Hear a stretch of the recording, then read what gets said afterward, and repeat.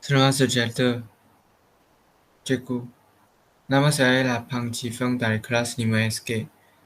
Tajuk hari ini saya akan membincangkan tentang tingkatan 4, bab 6, asid, base, dan garam. Tajuk hari ini saya ialah peranan air dalam menunjukkan keasidan dan kealkalian. Slide ini ialah membincangkan tentang asid. Apabila asid dilarutkan ke dalam air, atom hidrogen di dalam molekul asid dibebaskan sebagai ion hidrogen H. Maka, berdasarkan teori Arrhenius, asid didefinisikan seperti berikut. Bahan kimia yang mengayon di dalam air untuk menghasilkan ion hidrogen H. Selain itu, slide ini akan membincangkan tentang kebiasaan asid. Kebiasaan asid ialah merujuk kepada bilangan ion hidrogen H yang boleh dihasilkan oleh satu molekul asid yang mengayon di dalam air. Asid hidroklorik HCl ialah asid monoprotik kerana boleh menghasilkan satu ion hidrogen H per molekul asid. Bagaimanakah pula dengan asid tripartik dan asid tripartik? Asid monoprotik ialah asid hidroklorik HCl menghasilkan satu ion H per molekul asid. Asid tripartik ialah asid sulfurik H2SO4 menghasilkan dua ion H per molekul asid.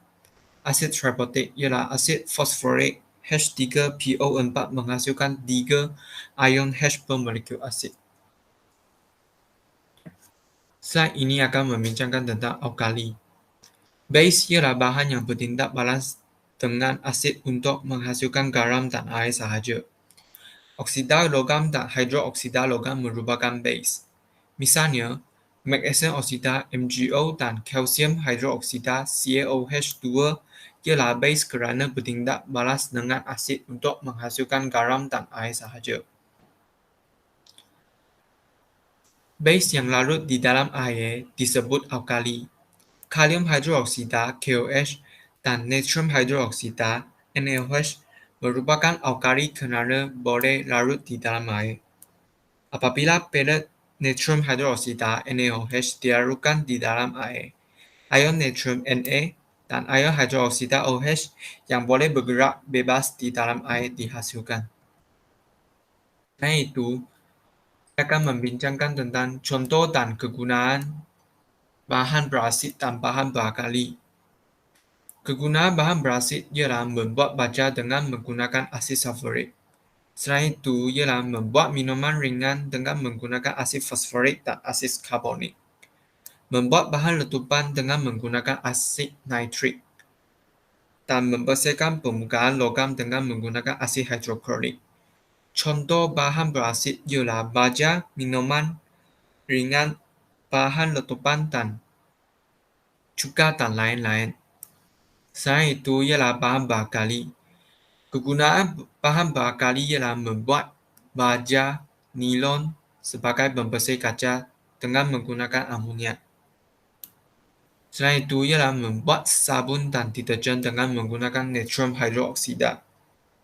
Membuat plaster dengan kalsium hidroksida karbon dan membuat ubat seperti antasid dengan menggunakan magnesium hidroksida. Contoh bahan beralkali ialah baja, nilon, sabun, deterjen, plaster, ubat dan lain-lain. Slide ini ialah membincangkan tentang peranan air dalam menunjukkan keasidan. Asid hanya menunjukkan sifat keasidannya apabila dilarutkan di dalam air.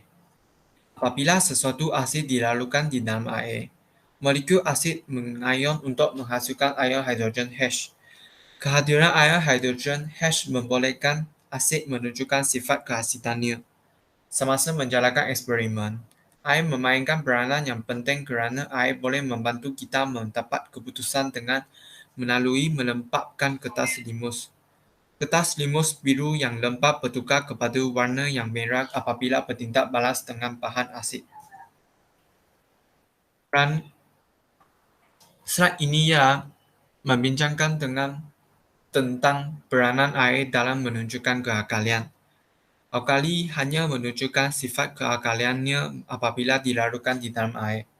Tanpa air, ion hidroksida OH di dalam perut natrium hidroksida, NaOH tidak dapat bergerak bebas dan masih terikat dalam struktur kekisinya.